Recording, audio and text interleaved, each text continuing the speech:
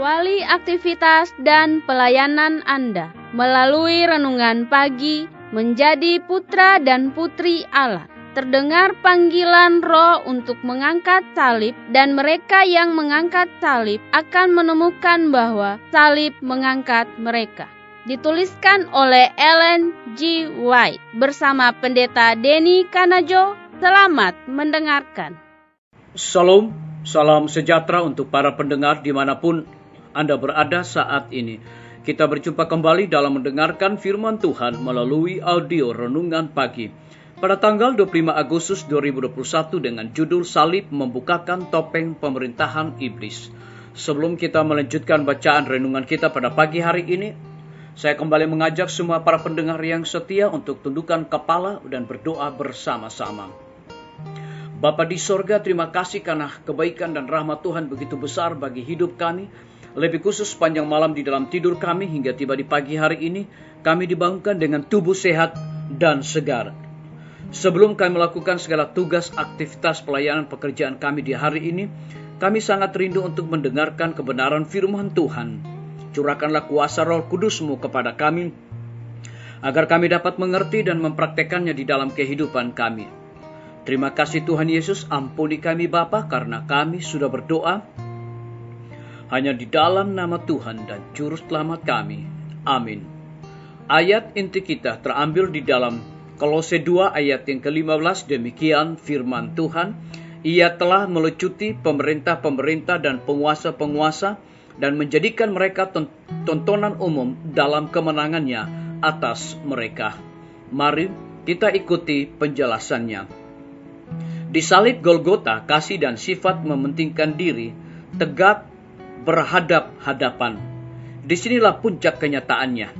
Kristus telah hidup hanya untuk menghibur dan memberkati, dan dalam membunuh Dia, iblis menyatakan kedurjanan, kebencian hatinya kepada Allah. Ditunjukkannya dengan nyata bahwa maksud pemberontakannya yang sesungguhnya ialah hendak menurunkan Allah dari taktanya dan untuk membinasakan Dia yang olehnya kasih Allah ditunjukkan. Oleh kehidupan dan kematian Kristus, pikiran manusia pun turut kelihatan. Dari palungan hingga kayu salib, kehidupan Yesus merupakan suatu panggilan kepada penyerahan diri dan kepada persekutuan dalam penderitaan. Disingkapkannya bibir segala maksud manusia. Yesus datang dengan kebenaran sorga, dan semua orang yang mencamkan suara Roh Kudus tertarik kepadanya. Orang-orang yang berbakti kepada diri sendiri adalah rakyat kerajaan iblis. Dalam sikap mereka terhadap Kristus, semua orang akan menunjukkan di pihak mana mereka itu berdiri.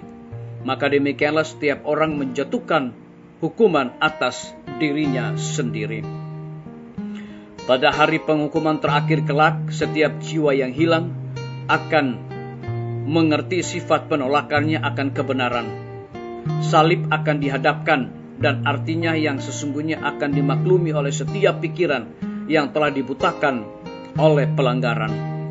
Di hadapan penglihatan akan Golgota dengan korbannya yang penuh rahasia itu, orang berdosa akan berdiri dengan terkutuk. Setiap kebohongan akan disapu bersih. Kemurtadan manusia akan tampak dalam keadaannya yang keji. Manusia akan melihat apa yang telah menjadi pilihan mereka. Manakala segala isi hati kelak dinyatakan, baik yang setiawan maupun yang pemberontakan akan bersatu mengatakan, adil dan benarlah segala jalanmu, ya Raja segala bangsa. Siapakah yang tidak takut, ya Tuhan, dan yang tidak memuliakan namamu? Sebab telah nyata kebenaran segala penghakimanmu. Meskipun bumi terpisah dari sorga dan diasingkan dari persekutuannya, Yesus menghubungkan lagi dengan ruang lingkup kemuliaan. Biarlah renungan kita saat ini akan menjadi berkat bagi kita semua. Mari kita tunduk kepala dan berdoa. Bapa di sorga, terima kasih karena kebenaran firman Tuhan pada pagi hari ini dapat menguatkan iman dan percaya kami kepada Tuhan, dan menjelaskan kepada kami bahwa di salib Golgota kasih dan sifat mementingkan diri tegak berhadap-hadapan. Disinilah puncak kenyataannya, Kristus telah hidup hanya untuk menghibur dan memberkati, dan dalam membunuh Dia, iblis menyatakan kedurjanaan kebencian hatinya kepada Allah. Terpujilah nama Tuhan. Pada pagi hari ini hamba berdoa untuk pemerintah kami. Tuhan memberkati Bapak Presiden bersama dengan wakil, para menteri dan stafnya, Bapak Gubernur bersama dengan wakil, Bapak Bupati dan wakil, Bapak Wali Kota bersama wakil, camat dan stafnya, kepala desa, lurah, RT, RW, dimanapun mereka berada saat ini. Mereka sangat membutuhkan pertolongan kuasa Tuhan. Curahkanlah hikmat pengetahuan sorga kepada mereka, agar dapat menjalankan roda pemerintahan di tengah-tengah pandemi saat ini, boleh sesuai dengan amanat dan titah Tuhan. Kami juga menyerahkan para tim medis. Tuhan berkati dokter, perawat, bidan, semua para pekerja kesehatan yang ada di setiap rumah sakit, puskesmas yang ada di Indonesia.